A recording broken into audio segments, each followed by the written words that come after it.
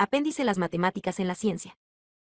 Gravitación. Como se ha explicado en el capítulo 1, Galileo inició la ciencia en su sentido moderno introduciendo el concepto de razonamiento apoyado en la observación y en la experimentación de los principios básicos.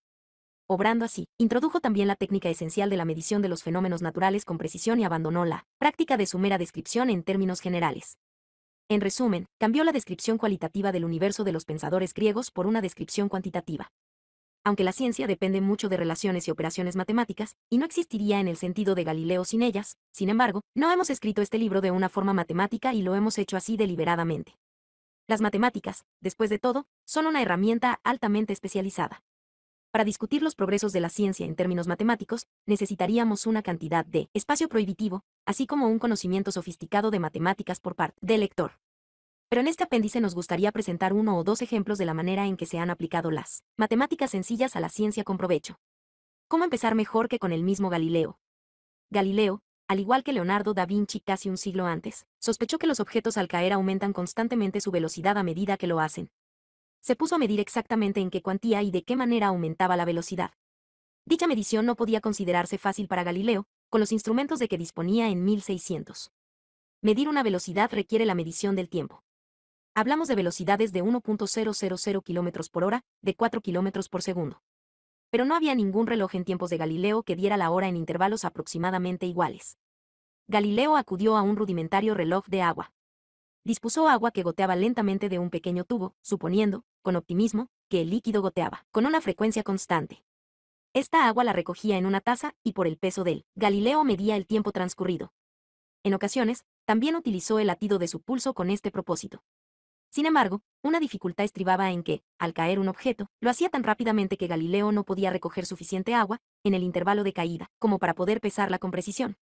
Lo que hizo entonces fue diluir la fuerza de la gravedad haciendo rodar una bola metálica por un surco en un plano inclinado. Cuando más horizontal era el plano, más lentamente se movía la bola. Así, Galileo fue capaz de estudiar la caída de los cuerpos en cualquier grado de movimiento lento que deseara. Galileo halló que una bola, al rodar sobre un plano perfectamente horizontal, se movía con velocidad constante. Esto supone una ausencia de rozamiento, una condición que podría presumirse dentro de los límites de las rudimentarias mediciones de Galileo. Ahora bien, un cuerpo que se mueve en una trayectoria horizontal lo hace formando ángulos rectos con la fuerza de gravedad. En tales condiciones, la velocidad de este cuerpo no es afectada por la gravedad de ninguna manera. Una bola que descansa sobre un plano horizontal permanece inmóvil, como cualquiera puede observar. Una bola impulsada a moverse sobre un plano horizontal lo hace con una velocidad constante, como observó Galileo. Matemáticamente, entonces, se puede establecer que la velocidad v de un cuerpo, en ausencia de cualquier fuerza exterior, es una constante k, v igual a k si k es igual a cualquier número distinto de cero. La bola se mueve con velocidad constante. Si k es igual a cero, la bola está en reposo. Así, el reposo es un caso particular de velocidad constante. Casi un siglo después, cuando Newton sistematizó los descubrimientos de Galileo referentes a la caída de cuerpos, este hallazgo se transformó en la primera ley del movimiento, también llamada el principio de inercia. Esta ley puede expresarse así: todo cuerpo persiste en un estado de reposo o de movimiento uniforme, rectilíneo, a menos que una fuerza exterior le obligue a cambiar dicho estado. Cuando una bola rueda hacia abajo por un plano inclinado, no obstante, está bajo la continua atracción de la gravedad. Su velocidad entonces, como halló Galileo, no era constante, sino que se incrementaba con el tiempo. Las mediciones de Galileo mostraron que la velocidad aumentaba en proporción al periodo de tiempo t. En otras palabras, cuando un cuerpo sufre la acción de una fuerza exterior constante, su velocidad, partiendo del reposo, puede ser expresada como v igual a kt. ¿Cuál era el valor de k? Este, como fácilmente se hallaba por experimentación, dependía de la pendiente del plano inclinado. Cuanto más cerca de la vertical se hallaba el plano, más rápidamente la bola que rodaba aumentaba su velocidad y mayor era el valor de k. El máximo aumento de velocidad aparecía cuando el plano era vertical, en otras palabras, cuando la bola caía bajo la fuerza integral de la gravedad. El símbolo g, por y gravedad, se usa cuando la fuerza íntegra de la gravedad está actuando, de forma que la velocidad de una bola en caída libre, partiendo del reposo, era v igual a gt. Consideremos el plano inclinado con más detalle, en el diagrama. La longitud del plano inclinado es AB, mientras que su altura hasta el extremo superior es AC. La razón de AC a AB es el seno del ángulo X, usualmente abreviado como sen X. El valor de esta razón, esto es, de sen X, puede ser obtenido de forma aproximada construyendo triángulos con ángulos particulares y midiendo realmente la altura y longitud implicadas en cada caso. O puede calcularse mediante técnicas matemáticas con toda precisión, y los resultados pueden incorporarse en una tabla. Usando dicha tabla, podemos hallar, por ejemplo, que sen décimo es aproximadamente igual a 0,17356, que sen cuadragésimo quinto es aproximadamente igual a 0,70711, y así sucesivamente. Hay dos importantes casos particulares. Supongamos que el plano, inclinado, es precisamente horizontal. El ángulo x es entonces 0, y como la altura del plano inclinado es 0, la razón de la altura a su longitud será también 0. En otras palabras, sen 0 igual a 0. Cuando el plano, inclinado, es precisamente vertical, el ángulo que forma la base es un ángulo recto o de nonagésimo. Su altura es entonces exactamente igual a su longitud, de forma que la razón de uno al otro es exactamente 1. Por tanto, sen nonagésimo igual a 1. Volvamos ahora a la ecuación que muestra que la velocidad de una bola rodando hacia abajo por un plano inclinado es proporcional al tiempo. V igual a kt.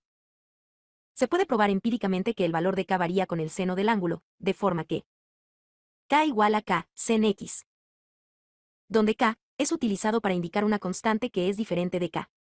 En honor a la verdad, el papel del seno en relación con el plano inclinado fue estudiado, con anterioridad a Galileo, por Simon Stevinus, quien también llevó a cabo el famoso experimento de dejar caer diferentes masas desde una cierta altura, un experimento tradicional, pero erróneamente atribuido a Galileo. Sin embargo, si Galileo no fue realmente el primero en experimentar y medir, si lo fue en inculcar al mundo científico, de forma indeleble, la necesidad de experimentar y medir, y esa es ya una gloria suficiente. En el caso de un plano inclinado completamente vertical, el sen x, k igual a k, se convierte en sen nonagésimo, que es 1, también en la caída libre. Se deduce que k es el valor de k en la caída libre bajo la total atracción de la gravedad, que ya hemos convenido en representar por g. Podemos sustituir g por k, y tendremos para cada plano inclinado k igual a g sen x. La ecuación para la velocidad de un cuerpo rodando sobre un plano inclinado es, en consecuencia, v igual a g sen x, t. Sobre un plano horizontal con sen x igual a sen 0 igual a 0, la ecuación para la velocidad se transforma en v igual a 0. Esto es otra manera de expresar que una bola sobre un plano horizontal, partiendo de un estado de reposo, permanecerá inmóvil a pesar del paso del tiempo. Un objeto en reposo tiende a permanecer en él, y así sucesivamente. Eso es parte de la primera ley del movimiento, y se deduce de la ecuación de la velocidad en el plano inclinado. Supongamos que la bola no parte del reposo, sino que tiene un movimiento inicial antes de empezar a rodar. Supongamos, en otras palabras, que tenemos una bola moviéndose a lo largo de un plano horizontal a unas 5 m por segundo, y que, de pronto, se halla en el extremo superior de un plano inclinado y empieza a rodar hacia abajo por él. El experimento prueba que su velocidad después de eso es mayor de unas 5 m por segundo, en cada instante, que la que debería tener si hubiera empezado a rodar hacia abajo por el plano partiendo del reposo. En otras palabras, la ecuación para el movimiento de una bola rodando hacia abajo por un plano inclinado puede expresarse, en una forma más completa, como sigue. V igual a g sen x, t más v, donde v es la velocidad inicial anterior. Si un objeto parte del reposo, entonces v es igual a 0 y la ecuación se convierte en la que teníamos antes. V igual a g sen x, t. Si consideramos a continuación un objeto con una velocidad inicial sobre un plano horizontal, de forma que ese ángulo x es 0 grados, la ecuación queda v igual a g sen 0 más v. O, puesto que sen 0 es 0, v igual a v. Así, la velocidad de tal objeto permanece igual a su velocidad inicial, pese al tiempo transcurrido. Esto es la consecuencia de la primera ley del movimiento, también deducida de la observación del movimiento sobre un plano inclinado. La proporción en que cambia la velocidad se llama aceleración. Si, por ejemplo, la velocidad, en metros por segundo, de una bola rodando hacia abajo por un plano inclinado es, al final de los sucesivos segundos, 4, 8, 12, 16, entonces la aceleración es de 1 metro por segundo cada segundo. En la caída libre, si usamos la ecuación v igual a gt, cada segundo de caída origina un aumento de velocidad de g metros por segundo. Por tanto, g representa la aceleración debida a la gravedad. El valor de g puede determinarse a partir de los experimentos del plano inclinado. Despejando la ecuación del plano inclinado hallamos. Puesto que v, t y x pueden medirse, g puede calcularse y resulta ser igual a 9 metros por segundo, cada segundo en la superficie terrestre. Por tanto, en la caída libre bajo la acción de la gravedad normal en la superficie terrestre, la velocidad de caída está relacionada con el tiempo de este modo. V igual a 9 toneladas. Esta es la solución del problema original de Galileo, esto es, determinar la velocidad de caída de un cuerpo y la proporción en que esa velocidad varía. El siguiente problema es, ¿qué distancia recorre un cuerpo que cae en un tiempo dado? A partir de la ecuación que relaciona la velocidad con el tiempo, es posible relacionar la distancia con el tiempo por un proceso de cálculo llamado integración. No es necesario entrar en eso, sin embargo, porque la ecuación puede ser obtenida por la experiencia, y, en esencia, Galileo hizo esto. Halló que una bola rodando hacia abajo por un plano inclinado recorre una distancia proporcional al cuadrado del tiempo. En otras palabras, doblando el tiempo, la distancia aumenta al cuádruplo, y así sucesivamente. Para un cuerpo que cae libremente, la ecuación que relaciona la distancia de y el tiempo es d igual a medio gt2. O, puesto que g es igual a 9.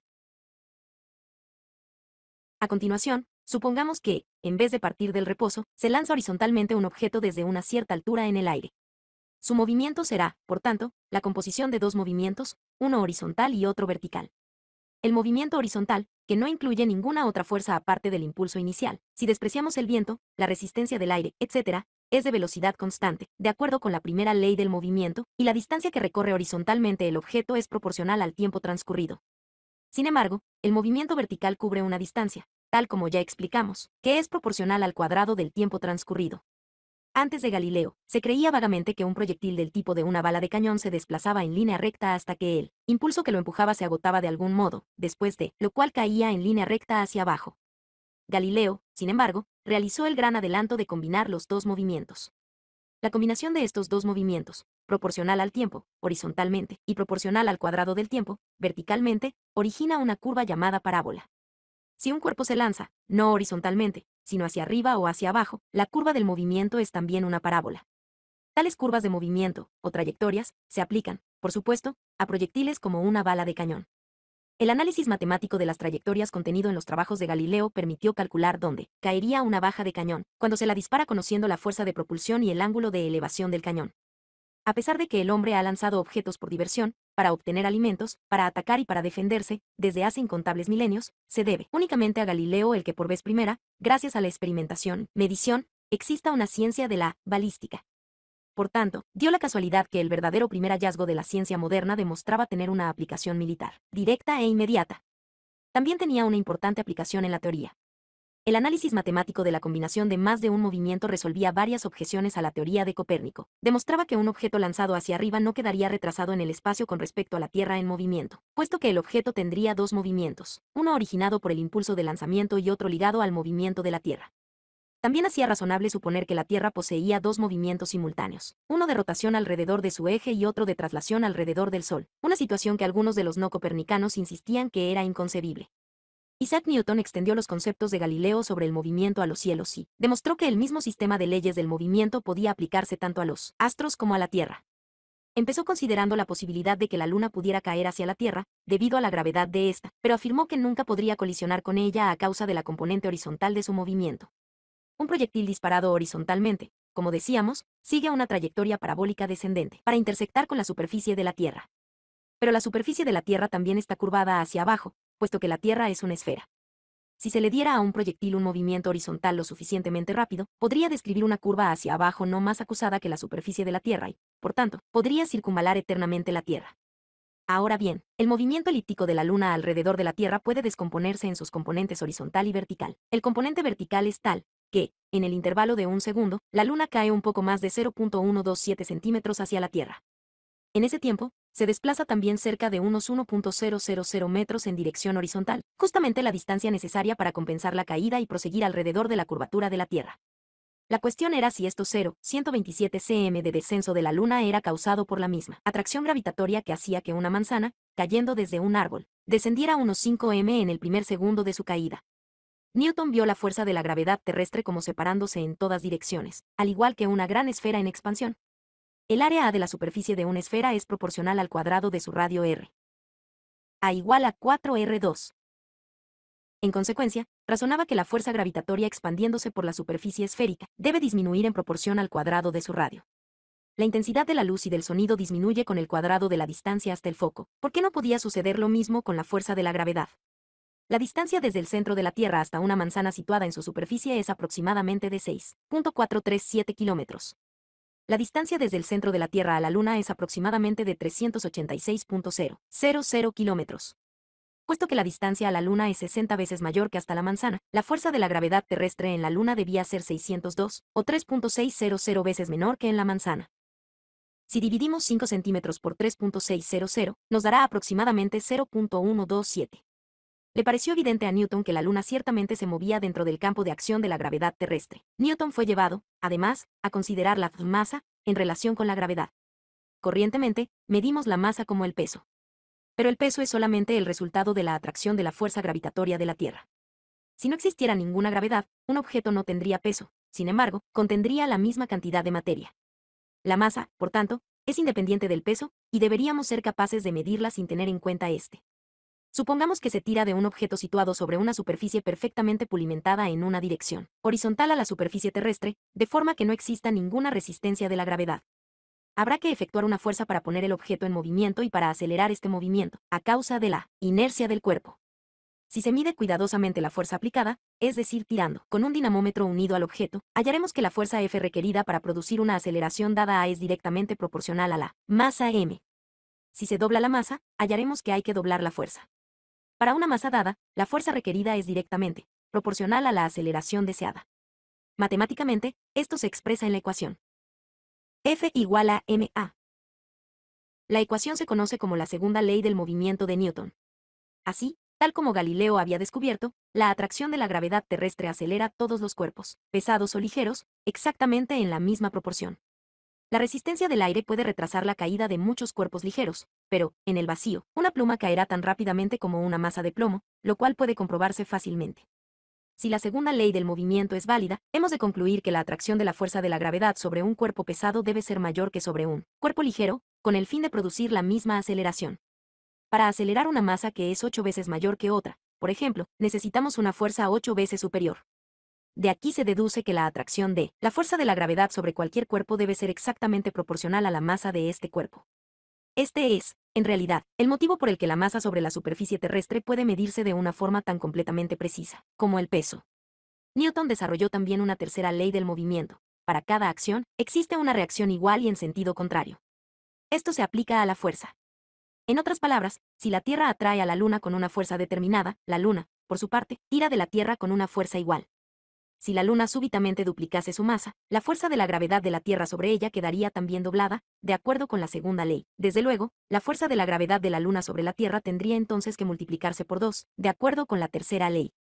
De forma similar, si ambas, la Tierra y la Luna, duplicaran su masa, se produciría en este caso una doble duplicación, es decir, cada cuerpo doblaría su fuerza de gravedad 2 veces, con lo que tendría lugar un crecimiento de 4 veces en total.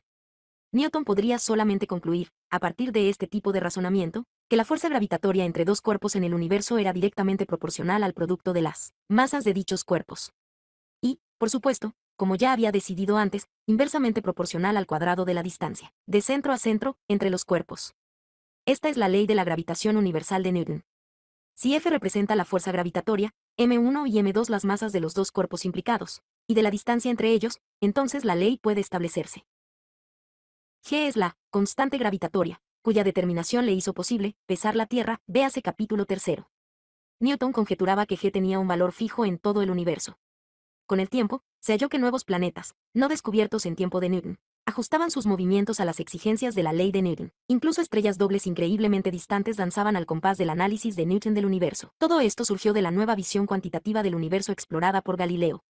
Como puede comprobarse, gran parte de las matemáticas implicadas eran realmente muy sencillas. Las que hemos citado aquí son de álgebra de estudios de bachillerato. En realidad, todo lo que se necesitaba para introducir una de las mayores revoluciones intelectuales de todos los tiempos era 1. Un simple conjunto de observaciones que todo estudiante de física puede hacer con una pequeña orientación. 2. Una sencilla serie de generalizaciones matemáticas. 3. El genio trascendental de Galileo y Newton, que tuvieron la perspicacia y originalidad de realizar estas observaciones y generalizaciones por vez primera. Relatividad. Las leyes del movimiento, tal como fueron elaboradas por Galileo y Newton, estaban basadas en la suposición de que existía algo como el movimiento absoluto, es decir, un movimiento con referencia a algún objeto en reposo. Pero todos los objetos que conocemos del universo están en movimiento: la Tierra, el Sol, la galaxia, los sistemas de galaxias. ¿Dónde en el universo, entonces, podemos hallar el reposo absoluto con respecto al cual medir el movimiento absoluto? Fue este orden de ideas lo que llevó al experimento de Michelson-Morley, el cual condujo nuevamente a una revolución científica tan grande, en algunos aspectos, como la iniciada por Galileo, véase capítulo 7. Aquí también la base matemática es bastante sencilla. El experimento fue una tentativa para descubrir el movimiento absoluto de la Tierra con respecto a un éter, del que se suponía estaba lleno todo el espacio que se hallaba en reposo.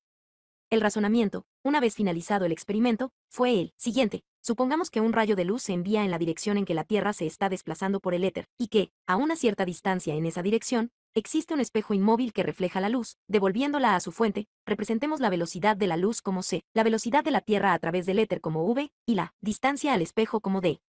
La luz parte con la velocidad c y v, su propia velocidad, más la velocidad de la Tierra. Está viajando con el viento de cola, podríamos decir. El tiempo que necesita para alcanzar el espejo es de dividido por c y v. Sin embargo, en el viaje de regreso, la situación se invierte. La luz reflejada ahora recibe el viento de cara de la velocidad de la Tierra, y su velocidad neta es cv. El tiempo que emplea en volver al foco es de dividido por cv. El tiempo total para el viaje completo es. Combinando algebraicamente los términos hallamos. Supongamos ahora que el rayo de luz se envía a un espejo, situado a la misma distancia, en una dirección perpendicular al movimiento de la Tierra a través del éter. El rayo de luz está apuntando desde S, el foco, a M, el espejo, sobre la distancia D. Sin embargo, durante el tiempo que toma en alcanzar el espejo, el movimiento de la Tierra ha llevado el espejo desde M a M, de forma que el actual camino recorrido por el rayo de luz es desde S a M. Esta distancia llamémosla X, y la distancia desde M a M llamémosla Y. Mientras que la luz se desplaza a través de la distancia X con su velocidad c, el espejo lo hace a través de la distancia y con la velocidad del movimiento de la Tierra v. Puesto que ambos, la luz y el espejo, llegan a m simultáneamente, las distancias recorridas deben ser exactamente proporcionales a las respectivas velocidades. Por tanto, ahora podemos hallar el valor de x mediante el teorema de Pitágoras, que afirma que la suma de los cuadrados de los catetos de un triángulo rectángulo es igual al cuadrado de la hipotenusa. En el triángulo SMM, por tanto, sustituyendo bx barra diagonal c por y, la luz se refleja desde el espejo situado en M al foco, que, mientras tanto, se ha desplazado a S. Puesto que la distancia SS es igual a SS, la distancia MS es igual a X. El camino total recorrido por el rayo de luz es, por tanto, 2X, o el tiempo empleado por el rayo de luz para recorrer esta distancia con su velocidad c es. ¿Cómo debemos comparar esto con el tiempo que la luz invierte en el viaje completo en la dirección del movimiento de la Tierra? Dividamos el tiempo en él. Caso paralelo, por el tiempo en el caso perpendicular. Ahora bien, cada número dividido por su raíz cuadrada da la misma raíz cuadrada. Como cociente, es decir, recíprocamente. De forma que la última ecuación se simplifica en. Esta expresión puede simplificarse más, si multiplicamos a la vez el numerador y el denominador por, que es igual a 1 barra diagonal c. Y este es el punto a donde queríamos llegar. Es decir, la razón del tiempo que la luz emplearía viajando en la dirección del movimiento de la Tierra, comparada con el tiempo que necesitaría si lo hiciera en la dirección perpendicular al movimiento terrestre. Para cada valor de v mayor que 0, la expresión es mayor que L. Por tanto, si la Tierra se desplaza por un éter en reposo, la luz precisaría más tiempo viajando en la dirección del movimiento de la Tierra que en la dirección perpendicular. En realidad, el movimiento paralelo consumiría el máximo de tiempo y el movimiento perpendicular el mínimo de tiempo. Michelson y Morley realizaron su experimento para intentar descubrir las diferencias direccionales en el tiempo de recorrido de la luz. Lanzando su rayo de luz en todas direcciones, y midiendo el tiempo de retorno mediante su increíblemente preciso interferómetro, creyeron que debían encontrar diferencias en la velocidad aparente. La dirección en la que hallaron que la velocidad sería mínima debía ser paralela al movimiento absoluto de la Tierra, y la dirección en que la velocidad debería ser un máximo sería perpendicular al movimiento de la Tierra. A partir de la diferencia en velocidad, podría calcularse el valor, así como la dirección, del movimiento absoluto de la Tierra. No hallaron diferencias en la velocidad de la luz a pesar de los cambios de dirección. Dicho de otra manera, la velocidad de la luz era siempre igual a c, independientemente del movimiento del foco, una clara contradicción de las leyes del movimiento de Newton.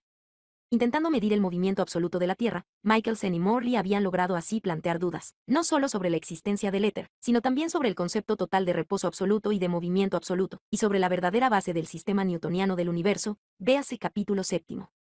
El físico irlandés G.F. Fitzgerald concibió una forma de salvar la situación. Sugirió que todos los objetos disminuyen en longitud, en la dirección en que se mueven, en una cantidad igual a así, donde L es la longitud del cuerpo que se mueve, en la dirección de su movimiento, y L es la longitud que debería tener si estuviera en reposo. La fracción contractora, según mostró Fitzgerald, simplificaría precisamente la razón que indica las velocidades máxima y mínima de la luz, en el experimento de Michelson-Morley. la razón se convertiría en la unidad, y la velocidad de la luz aparecería a nuestros instrumentos y órganos sensoriales contraídos como igual en todas direcciones, independientemente del movimiento del foco de la luz por el éter. En condiciones ordinarias, el valor de la contracción es muy pequeña. Incluso si un cuerpo se desplaza con una décima parte de la velocidad de la luz, o 30.000 km por segundo, su longitud se contraería solo ligeramente, de acuerdo con las ecuaciones de Fitzgerald. Considerando la velocidad de la luz igual a 1, la ecuación dice: así, L vuelve a ser aproximadamente igual a 0,995 L, una contracción de alrededor del 1%. Para cuerpos móviles, velocidades semejantes a esta tienen lugar solamente.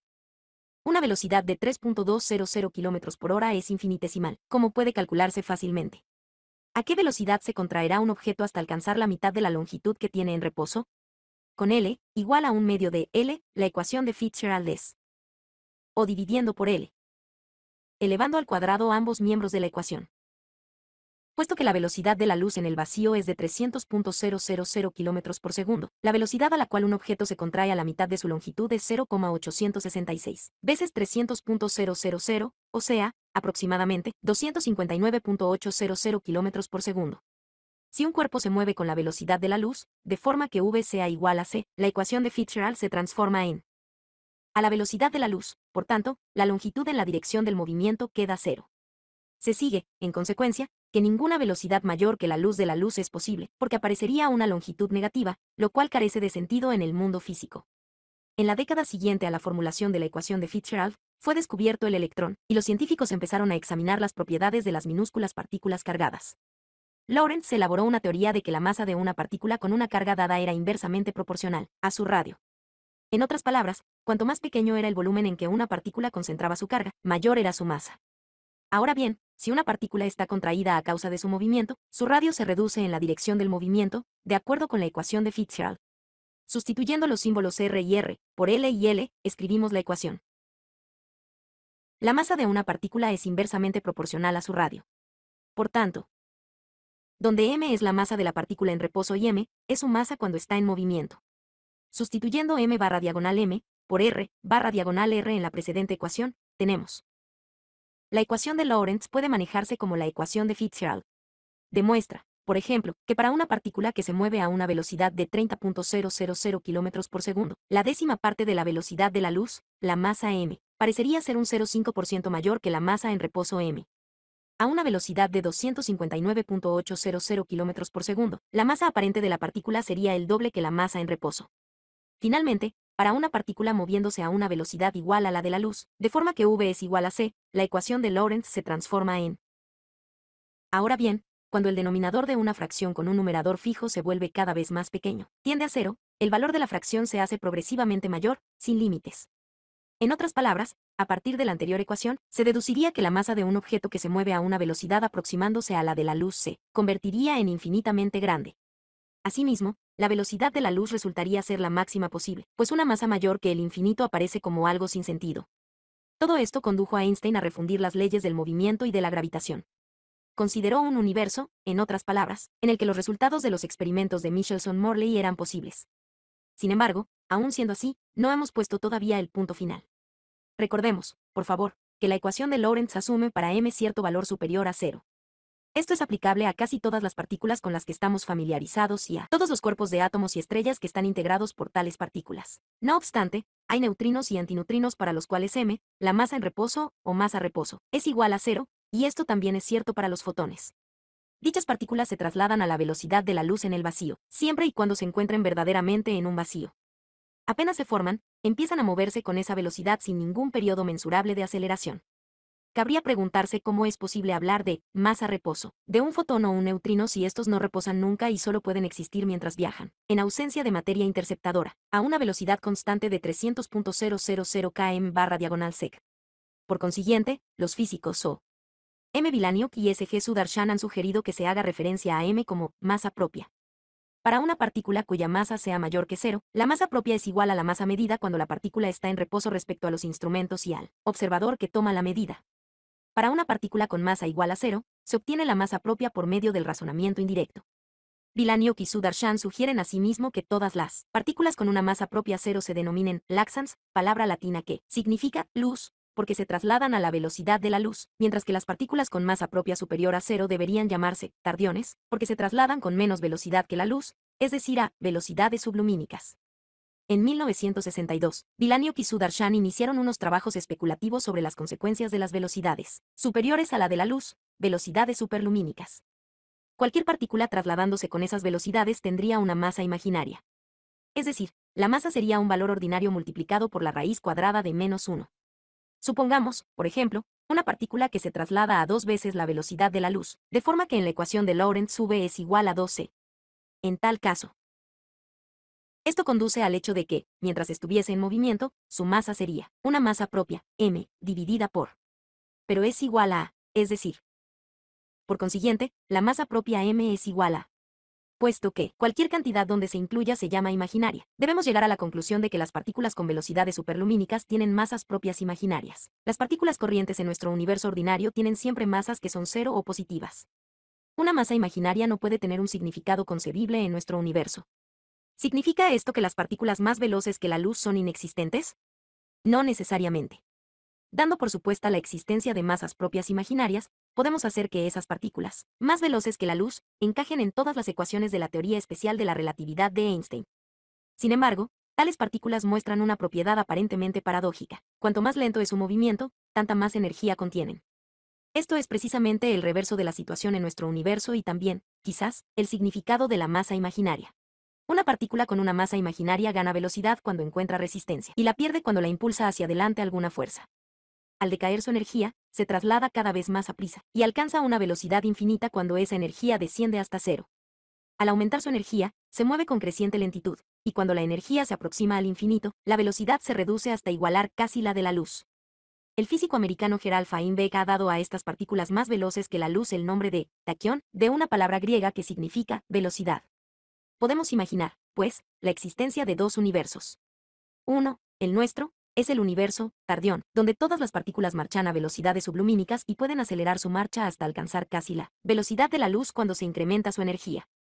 El otro es el universo taquión, donde todas las partículas alcanzan velocidades superlumínicas y pueden decelerar hasta igualar casi la velocidad de la luz cuando aumenta su energía. En medio está la Paret-Luxon, infinitamente delgada, donde hay partículas cuya velocidad es exactamente lumínica. Podemos considerar que ambos universos comparten la Paret-Luxon. Si un taquión es suficientemente energético y, por tanto, se mueve con suficiente lentitud, tendrá bastante energía y permanecerá en algún lugar durante un periodo lo bastante prolongado para permitirle emitir una ráfaga apreciable de fotones. Los taquiones dejarían una estela de fotones incluso en el vacío, como una especie de radiación Cherenkov. Los científicos se mantienen alerta para captar esas ráfagas, pero no hay grandes probabilidades de poder emplazar un instrumento en el lugar preciso donde se muestra durante una trillonésima de segundo una de esas ráfagas, posibles, pero muy infrecuentes. Algunos físicos opinan que todo cuanto no esté prohibido es compulsivo. Dicho de otra forma, cualquier fenómeno que no quebrante una ley de conservación debe manifestarse en un momento u otro, o, si los taquiones no quebrantan la relatividad especial, deben existir. No obstante, incluso los físicos tan convencidos de que esa fórmula es algo así como un aseo necesario del universo, se alegrarían, y quizás se tranquilizasen también, si encontraran algunas pruebas sobre estos taquiones no prohibidos. Hasta ahora no han logrado encontrarlas. Una consecuencia de la ecuación de Lorentz fue deducida por Einstein para crearla, que se ha convertido, tal vez, en la más famosa ecuación científica de todos los tiempos. La ecuación de Lorentz puede escribirse en la forma siguiente, ya que, en notación algebraica, puede escribirse.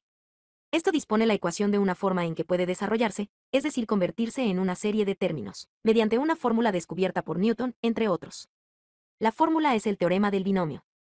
El número de términos en que puede desarrollarse la ecuación de Lorentz es infinito, pero, puesto que cada término es menor que el anterior, si tomamos solo los dos primeros términos que consideremos aproximadamente correctos, la suma de todos los restantes es bastante pequeña como para despreciarse. El desarrollo queda así. Sustituyendo esto en la ecuación de Lorentz, tenemos. Ahora bien, en física clásica la expresión representa la energía de un cuerpo en movimiento. Si utilizamos el símbolo E para representar la energía, la ecuación anterior queda de la forma siguiente. O. El incremento en la masa debido al movimiento, mm, puede representarse como m, así pues. O. Fue esta ecuación la que por primera vez indicaba que la masa era una forma de energía. Einstein llegó a demostrar que la ecuación podía aplicarse a todas las masas, no solamente al incremento en la masa debido al movimiento. También aquí, la mayor parte de las matemáticas implicadas están solamente a nivel universitario. Sin embargo, representó para el mundo los comienzos de una visión del universo más grande y amplia aún que la de Newton, y también puso de manifiesto la manera de concretar sus consecuencias. Señaló el camino para el reactor nuclear y la bomba atómica, por ejemplo,